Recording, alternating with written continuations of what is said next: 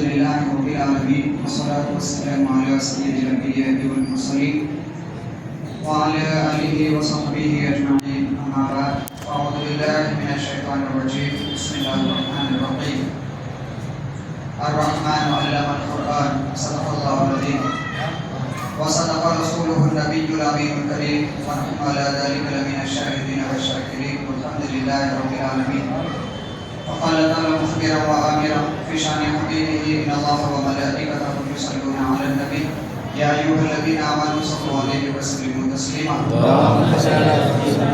اللهم صل على سيدنا شفيعنا حبيبنا مولانا محمد وعلى آله وصحبه وعلى وارث كماله غوثنا ورسول أعظم أبي محمد محي الدين سيدنا شيخ عبد القادر الجيلاني شيئا لله أغثني أغثني أغثني وامددني بإذن الله بحق لا إله إلا الله محمد رسول الله صلی اللہ تعالی علیہ وسلم. معزز سامعین کرام، حضرت کے حکم پر آپ کی خدمت میں کھڑے ہونے کا شرف نصیب ہوا. زیادہ وقت لیے بغیر چند باتیں آپ کی خدمت میں عرض کرتے ہوئے میں اپنی جگہ حاصل کرتا ہوں. اللہ رب العزت نے اپنے کلام مقدس میں سورہ الحمد سے لے کر والناس تک قرآن کی ہر آیت نے بلکہ ہر حرف میں پیارے نبی کی عظمت اور کمالات کا ذکر فرمایا. بشرطے کہ دل میں عشق نبی جاگ اٹھے تو یقیناً قرآن میں پیارے نبی کی عظمت نظر آ سکتی ہے. جو قرآن پڑھ کر احادیث کا مطالعہ کر کے اپنے آپ کو مفتی کہہ کر لفظ امی کی حقیقت کو نہ جان سکے تو پھر وہ علم کس کام کا جو مصطفیٰ کے علم کو نہ سمجھ سکے. تو بغیر تفصیل میں لے جائے کہ چند باتیں آپ کی خدمت میں پیارے آقا صلی اللہ علیہ وسلم کی علمی شان کو بیان کرتے میں اپنی جگہ سمیٹ لیتا ہوں. اللہ رب العزت نے اپنے کلام پاک میں فرمایا الرحمن علم القرآن. رحمان وہ ہے جس نے قرآن سکھایا. معزز سامعین حضرات، قرآن پاک کی جو بھی آیت ہے اس کے پیچھے کچھ نہ کچھ شان نزول ہوا کرتا ہے. تو جب یہ آیت مبارکہ نازل ہوئی تو اس کے پس منظر میں بھی ایک واقعہ درپیش ہوا جس پر اللہ نے اس آیت کو نازل فرمایا. واقعہ درپیش یہ ہوا کہ جب اللہ تعالیٰ نے اہل قریش کو حکم دیا کہ رحمان کو سجدہ کرو، اسجدوا للرحمن، تو مشرکین مکہ پیارے آقا صلی اللہ علیہ وسلم کی خدمت میں آئے اور آ کر عرض کرنے لگے کہ اے محمد، ہمیں تو حکم دیا گیا ہے کہ ہم رحمان کو سجدہ کریں لیکن ہم جانتے نہیں کہ رحمان کون ہے. معزز سامعین حضرات، سوال کے مطابق جواب یہ ہونا چاہیے تھا الرحمن الذی خلق الموت والحیات. رحمان وہ ہے جس نے موت اور حیات کو پیدا کیا، اس رحمان کو سجدہ کرو. جواب یہ آنا تھا قرآن کی آیت کا، لیکن اللہ نے یہ جواب نازل نہیں فرمایا. الرحمن علم القرآن کہہ کر جواب دیا. سوال کے مطابق جواب تو خدا اپنی قدرت کو بتانے کے لیے یہ کہنا چاہیے تھا کہ رحمان وہ ہے جو موت اور حیات کو پیدا کرتا ہے، یا جواب یہ ہونا چاہیے تھا الرحمن خلق الموت والحیات. ایک دوسرا الرحمن خلق السماء والارض، رحمان وہ ہے جس نے زمین اور آسمان کو پیدا کیا. یا جواب یہ ہونا چاہیے تھا کہ رحمان وہ ہے جس نے مشرق اور مغرب کو پیدا کیا. یا جواب یہ ہونا چاہیے تھا رحمان وہ ہے جس نے ملائکہ کو پیدا کیا.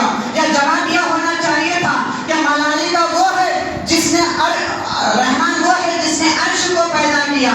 لیکن اللہ تبارک و تعالیٰ نے اپنی پہچان دینے کے لیے اپنی قدرت کا ذکر نہیں کیا، بلکہ اللہ فرمایا اپنی پہچان دینے کے لیے فرمایا رحمان وہ ہے جس نے مصطفیٰ کو قرآن سکھایا. تو اپنی قدرت اور اپنی پہچان بھی دینا چاہا تو اللہ تعالیٰ نے اپنی قدرت کا ذکر نہیں کیا بلکہ اپنی پہچان دینے کے لیے اپنے مصطفیٰ کے علم دینے کا ذکر فرمایا. تو معزز سامعین حضرات، تو یہاں سے اللہ تعالیٰ نے دنیا کو یہ پیغام دیا کہ خدا کو پہچاننے سے پہلے مصطفیٰ کی عظمت کو پہچانو، کیونکہ مصطفیٰ کی عظمت میں خدا کی پہچان نظر آ جاتی ہے. تو معزز سامعین حضرات، تو اللہ رب العزت نے اپنی پہچان دینے کے لیے پیارے آقا صلی اللہ علیہ وسلم کی شان علمیت کا ذکر فرمایا کہ رحمان وہ ہے جس نے اپنے نبی کو قرآن کا علم عطا فرمایا. اور سامعین حضرات، اللہ رب العزت نے حدیث قدسی ہے، ایک ہوتی ہے وحی مطلوع اور ایک ہے وحی غیر مطلوع. وحی مطلوع سے مراد وہ وحی جو نمازوں میں پڑھی جاتی ہے، پانچوں وقت نمازوں میں جس قرآن کو پڑھا جاتا ہے اس کو وحی مطلوع کہتے ہیں. اور ایک وحی غیر مطلوع جو کہ اللہ ہی کا کلام ہے لیکن اس کو نماز میں نہیں پڑھا جاتا ہے، تو اس کو حدیث قدسی کہتے ہیں. حدیث قدسی ہے، تفسیر روح البیان میں یہ حدیث پاک موجود ہے.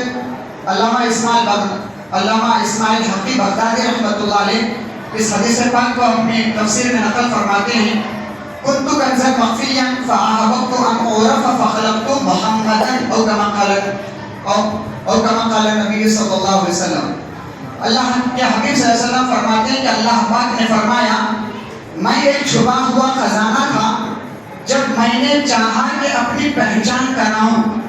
اللہ تعالیٰ خدا ہونے کا علم اپنے بندوں کو جب دینا چاہا کہ اے میرے بندو تمہیں میں نے پیدا کیا، میں تمہارا خالق ہوں، میں تمہارا رازق ہوں، میں تمہارا رحمان ہوں. جب خدا نے اپنی پہچان اپنے بندوں کو دینا چاہا تو اللہ پاک فرماتا ہے فخلقت محمدا، تو میں نے محمد کو پیدا فرمایا.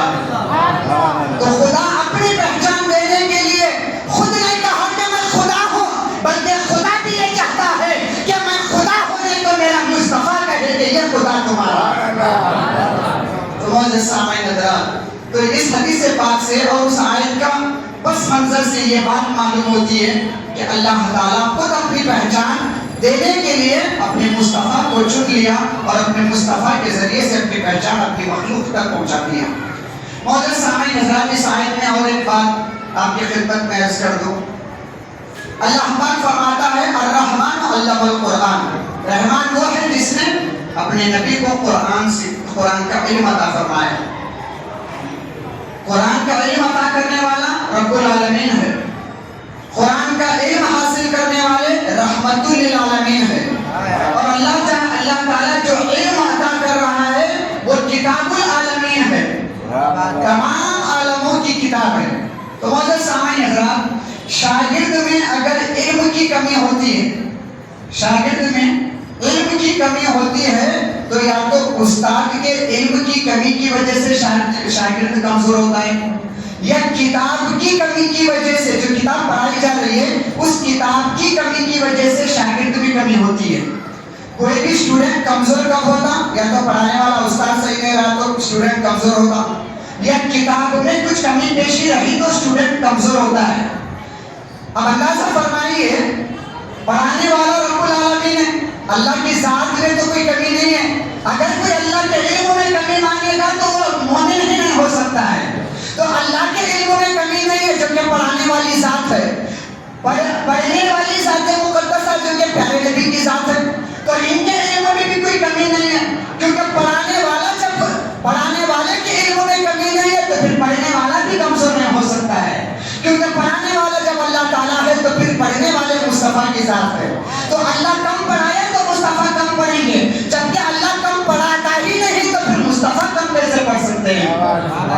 تو سامعین حضرات، تو اس سے پیارے نبی کے علم کا پتہ چلتا ہے کہ ہر کوئی علم دیتا ہے تو ایک حد تک دیتا ہے. جب خدا کے علم کی کوئی حد نہیں تو پھر مصطفیٰ کے علم کی حد کیسے کر سکتے ہیں. تو جو لوگ کہتے ہیں کہ مصطفیٰ امی ہیں، پڑھے لکھے نہیں ہیں، ارے نادان تجھے کیا معلوم کہ امی کا کیا مطلب ہے. امی کا مطلب یہ نہیں کہ پڑھے لکھے نہیں، بلکہ جو پڑھانے کا رواج ہے، پڑھانے کا جو طور طریقہ ہے دنیا میں کہ پڑھانے والا استاد ہوتا ہے، پڑھنے والا شاگرد ہوتا ہے. اللہ تعالیٰ اس رسم سے مصطفیٰ کو پاک رکھا، کیونکہ اللہ نے نہیں چاہا کہ مصطفیٰ سے بڑھ کر کسی کو درجہ دے. کیونکہ مصطفیٰ کو کوئی مخلوق میں پڑھا لیتا تو وہ مصطفیٰ کا استاد بن جاتا. خدا یہ نہیں چاہا کہ میری مخلوق میں میرا نبی کا کوئی سردار بنے، اسی لیے خالق خود مصطفیٰ کا استاد بن گیا. تو معزز سامعین حضرات، امی کا مطلب یہ ہے کہ جو رواج پڑھنے پڑھانے کا ہے اس رواج کے طریقے پر مصطفیٰ نے نہیں پڑھا، بلکہ دنیا میں آئے علم کا سمندر لے کر کہ انہیں کوئی پڑھانے کی ضرورت نہیں پڑی، خود خدا کے پاس پڑھ کر آ گئے تھے، اس لیے امی کہا جاتا ہے۔ اور سامعین حضرات، اب اللہ نے جب مصطفیٰ کو علم دیا تو پھر اس علم کا کیا عالم ہوگا؟ اللہ نے ہر نبی کو علم دیا، ایسا نہیں کہ صرف پیارے نبی کو دیا، آدم علیہ السلام کو علم دیا، موسیٰ علیہ السلام کو علم دیا، خضر علیہ السلام کو علم دیا، سلیمان علیہ السلام کو علم دیا، ہر نبی کو اللہ پاک نے علم دیا، لیکن جس کو جو علم دیا اللہ نے اس کا بھی ذکر قرآن میں فرمایا۔ اللہ پاک فرماتا ہے کہ آدم علیہ السلام کو اللہ تعالیٰ نے تمام اشیاء کا علم عطا فرمایا۔ سورہ بقرہ میں آپ پڑھ لیجیے، تمام چیزوں کا علم اللہ تعالیٰ نے آدم علیہ السلام کو دیا۔ اب چیزوں سے مراد قیامت تک جو جو چیزیں بننے والی تھی، پیدا ہونے والی تھی، کمپیوٹر پیدا ہونے والا تھا، کمپیوٹر آنے والا تھا، موبائل آنے والا تھا، انٹرنیٹ آنے والا تھا، وائی فائی آنے والے تھے، اور قیامت تک کون سی چیز آنے والی ہے، ان سب آنے والی چیزوں کا نام، اس کے فائدے، اس کے نقصانات، یہ سب چیزوں کا علم اللہ نے آدم علیہ السلام کو عطا فرمایا۔ یہی وجہ ہے کہ سارے فرشتوں کو آدم علیہ السلام کے دربار میں سجدہ کرنے کا حکم دیا، کیونکہ فرشتوں کے پاس بھی علم تھا، لیکن فرشتوں کے پاس جو علم تھا اللہ کی ذات و صفات کا علم تھا اور دیگر اشیاء کا علم نہیں تھا، لیکن آدم علیہ السلام کے پاس اللہ کی ذات و صفات کا بھی علم تھا، اللہ کے آثار و افعال کا بھی علم تھا۔ ان تمام علوم کے ساتھ ساتھ قیامت تک آنے والی تمام اشیاء کا بھی علم تھا، تو آدم کا علم تمام ملائکہ سے بڑھ کر تھا، اس لیے اللہ تعالیٰ نے تمام ملائکہ کو آدم کے سامنے سجدہ تعظیم بجا لانے کا حکم دیا۔ تو آدم علیہ السلام کو اللہ نے دیا، لیکن ایک محدود علم عطا فرمایا، اشیاء کا علم دیا۔ اللہ تعالیٰ نے سلیمان علیہ السلام کو علم عطا فرمایا، آگ کو چلند پرند کی بولی کا علم عطا فرمایا کہ کون سا جانور کیا بات کرتا ہے، کون سا پرندہ کیا گفتگو کرتا ہے، ان کے علم، ان کی باتوں کو سمجھنے کا علم عطا فرمایا تھا۔ ایسے خضر علیہ السلام کو اللہ نے علم لدنی عطا فرمایا تھا۔ ہر نبی کو اللہ نے علم دیا، لیکن ایک کیٹیگری کا علم دیا، ایک سیکشن کا علم دیا۔ آدم علیہ السلام کو دیا تو اشیاء کا علم دیا، حضرت خضر علیہ السلام کو دیا تو علم لدنی دیا۔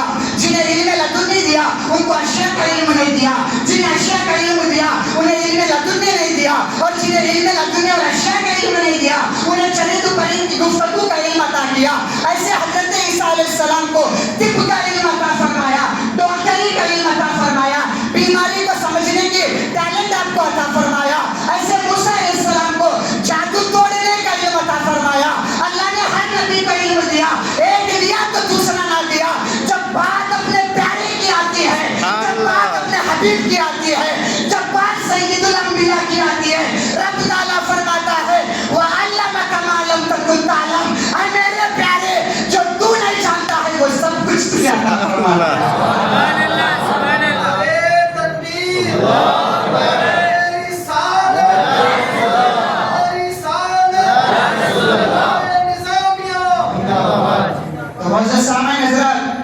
آدم علیہ السلام کو ایک سیکشن کا علم، حضرت خضر علیہ السلام کو ایک سیکشن کا علم، تو پتہ کیا چلا؟ ہر لیکچرر اپنے اپنے سلیبس میں ماہر ہے، لیکن میرا نبی اور آپ کا نبی ایک سبجیکٹ کا ماہر نہیں ہے، سارے علوم و فنون کا ماہر بن کر آیا ہے۔ ہر طرح کا علم اللہ پاک نے آپ کو دیا، علم لدنی بھی دیا، اللہ تعالیٰ نے علم طب بھی عطا فرمایا، اشیاء کا بھی علم عطا کیا، ہر طرح کا علم عطا فرمایا۔ اب آپ کے علم کی کیا شان ہے اس کو بیان تو نہیں کیا جا سکتا ہے، یہ چھوٹی زبان ان کا کیا علم بیان کر سکے۔ ایک روایت اپنی خدمت میں عرض کرتا ہوں، جہاں سائنس گھٹنے ٹیکتی ہے وہاں میرے نبی کا علم کا آغاز ہوگا۔ بس ایک روایت آپ کی خدمت میں عرض کر کے بتانا چاہتا ہوں کہ میرے نبی کے علم کی کیا شان ہے۔ لوگ بڑے بڑے مفتی بن گئے لیکن نبی کے علم کی عظمت کو نہیں سمجھے، تو ایسی جاہلانہ علماء کے بیانات کو سن کر ہمارے نوجوان شیئر کرتے رہتے ہیں، شیئرنگ کرتے رہتے ہیں۔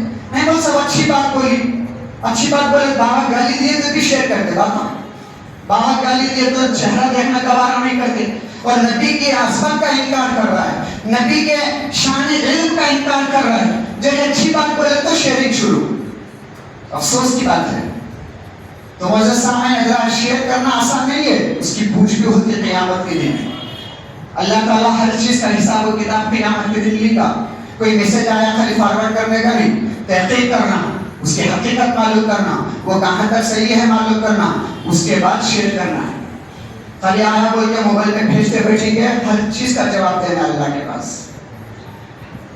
تو معزز سامعین حضرات، حضرت پاک علیہ السلام کی شان علمیت، نبوت کے بعد کی بات نہیں کر رہا ہوں. آپ اعلان نبوت کے بعد اگر بول دیے یہ وہ تو بولنے والے بول سکتے ہیں، نبوت کے اعلان کے بعد آپ نے یہ بات بتائی. جیسا کہ ایک نعت خان کی خدمت میں عرض کر رہے تھے، حضرت پاک علیہ السلام جھولے مبارک میں آرام فرما رہے، چاند آپ کی انگلیوں پہ ناچ رہا تھا. تو یہ روایت کنز العمال تاریخ کی کتابوں میں موجود ہے. حضرت عباس بن عبد المطلب رضی اللہ تعالیٰ عنہ اس کے راوی، آپ عرض کرتے ہیں پیارے نبی سے، یا رسول اللہ، میرے ایمان لانے کی ایک وجہ تھی. جب آپ جھولے مبارک میں آرام فرما رہے تھے تو میں اس بات کو دیکھا کہ جہاں آپ کی انگشت مبارک جھکتی وہاں چاند جھکتا ہوا نظر آتا تھا.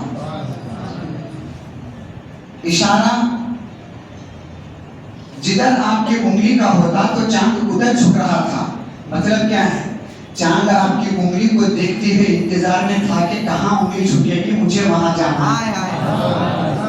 چاند آپ کی انگلی کی طرف توجہ لے کے بیٹھا ہے. ساری انسانیت چاند کو دیکھتی ہے اور چاند میرے مصطفیٰ کی انگلیوں کو دیکھ رہا ہے کہ کہاں میرے حبیب کی انگلی جھکے گی، مجھے وہاں اطاعت بجا لانا ہے، ان کے حکم کو بجا لانا ہے. نہ میرے مصطفیٰ نے زبان سے کوئی حکم دیا، صرف بچپنا ہے، ہاتھ ہلتے رہتا ہے تو ان کے ہاتھ طبیعت فطری طور پر ہلنے والی انگلیوں پہ جب چاند ناچ رہا ہے پھر وہ حکم دے دے تو وہ چاند اپنے 2 ٹکڑے کر دیتا ہے. چاند 2 ٹکڑے کر دیتا ہے. تو اللہ تعالیٰ نے وہی اشارہ دیا، بچپن میں ان کی انگلیوں پہ ناچ رہا ہے تو اس چاند کو 2 ٹکڑے کرنا میرے حبیب کے لیے کیا بڑی بات ہے. تو معزز سامعین حضرات، تو اسی روایت میں آگے آئی ہے، جب حضرت عباس بن عبد المطلب عرض کرتے ہیں، یا رسول اللہ، میں دیکھ رہا تھا آپ کی انگلی پہ چاند ناچ رہا ہے، جتنا دکھا اتنی بات بتائیں. یہ ان کا علم تھا. اب میرے نبی کا علم سن لیجئے. اللہ کے نبی فرماتے ہیں، چچا بات اتنی نہیں ہے، کنت احدثہ واحدثنی، میں اس سے گفتگو کرتا تھا، وہ میری گفتگو سنتا تھا. میں اس سے باتیں کرتا تھا، وہ مجھ سے باتیں کرتا تھا. اب آپ سے پوچھنا چاہتا ہوں، چاند کی گفتگو کبھی سنی ہے؟ چاند سے کبھی باتیں کی ہے؟ میرا نبی وہ ہے جو جھولے میں رہتے ہوئے چاند سے باتیں کرتا ہے. یہ میرے نبی کا علم ہے. چاند باتیں بھی کرتا ہے، اس کا علم ہمیں نہیں تھا، ہمارے نبی نے دیا تو ہمیں علم ہوا کہ چاند باتیں بھی کرتا ہے. کرتا تو ہوگا لیکن سننے والے میرے نبی کے کان پہ قربان جائیے. جب باتیں چاند کی سن سکتا ہے تو میرا نبی Jama Masjid M P Gunvor سے سلام پیش کرے تو کیوں نہیں سن سکتا؟ سامعین حضرات، میرے نبی کے کان کی یہ شان ہے. چاند کی گفتگو جو سن سکتے ہیں وہی اپنے عاشقوں کا سلام بھی سن لیتے ہیں، وہی اپنے عاشقوں کا درود بھی سن لیتے ہیں. تو یہ تو سننے کا علم تھا. پھر آگے اللہ کے نبی نے فرمایا، چاچا اتنی بات نہیں، اور مزید آگے آئیے، جب وہ چاند عرش کے نیچے سجدہ کرتا ہے تو اس کی تسبیح کو بھی میں سنا کرتا ہوں، چاند کی تسبیح کو بھی سنتا ہوں. تو یہ میرے نبی کے علمی شان ہے کہ اللہ رب العزت نے گہوارے میں آرام کرنے والے میرے نبی کو اتنا علم عطا فرمایا کہ بچپن ہی میں ہیں، ابھی اعلان نبوت بھی نہیں کیے تھے، اس وقت کا یہ عالم ہے کہ چاند کا علم رکھتے ہیں. سائنس آج چاند پہ جا کر کہتی ہے کہ ہم چاند پہ جا کے آئے. ارے تم چاند پہ جا کے اتراتے ہو، میرا نبی تو چاند سے باتیں بھی کر لیتا ہے، باتیں بھی کرتا ہے، چاند کی گفتگو بھی سنتا ہے، چاند کی تسبیح بھی سنتا ہے. یہ شان ہمارے نبی کو خدا نے عطا فرمایا ہے. تو جہاں سائنس گھٹنے ٹیکتی ہے وہاں میرے نبی کا علم کا آغاز ہوتا ہے. یہ ایک سائنس کا ذکر ہے. اور ایک جہاں سائنس ناز کرتی ہے، یہاں تو سائنس اپنا دم توڑ دیتی ہے، یہاں تو گھٹنے ٹیکتی ہے، یہاں دم توڑ دیتی ہے. آخری روایت اس پر اپنی بات ختم کرتا ہوں. حدیث پاک ہے، مسند احمد کی روایت ہے، ابو داؤد شریف کی روایت ہے. اللہ کے حبیب صلی اللہ علیہ وسلم نے کھانے کے آداب بیان فرما رہے تھے، تو اسی دوران یہ چیز بیان فرمائی، اذا وقع الذباب فی طعامی. پیارے آقا صلی اللہ علیہ وسلم فرماتے ہیں جب کھانے کی چیزوں میں مکھی گر جائے تو اللہ کے حبیب نے فرمایا فَلْيَغْمِسْهُ، تو چاہیے کہ اس مکھی کو ڈبو دو، پانی میں ڈبو دو، یا دودھ میں گرے تو دودھ میں ڈبو دو، جس میں بھی گرے اس پہ ڈبو دو. پھر اس کے بعد فرمایا اس کو نکال کر پھینک دو. صحابہ نے عرض کیا یا رسول اللہ جب گری تو پھینکنا ہے، پھر یہ ڈبونا کیا ہے؟ تو اللہ کے نبی نے فرمایا جب مکھی گرتی ہے تو اپنے اس پر کو اس چیز میں ڈبو دیتی ہے جس کے پر میں بیماری ہے. تو مکھی اپنے بیماری والے پر کے ساتھ گرتی ہے، اور اللہ نے اس کے دوسرے پر میں شفا رکھا ہے. بیماری کے پر کو ڈبو کر اس میں بیماری پیدا کرتی ہے، اور تم شفا والا پر ڈبو کر اس کو شفا میں بدل دو اور اس کو کھاؤ اور پیو، تمہیں صحت مل جائے گی. سائنس اتنی ترقی کر لی، لیکن آج تک سائنس مکھی کے پر کے بارے میں نہ بتا سکی کہ اس کے کون سے پر میں خدا نے کیا رکھا ہے. یہ میرے نبی کا علم ہے. جہاں سائنس دم توڑ دیتی ہے وہاں میرے نبی کا علم کا آغاز ہو جاتا ہے.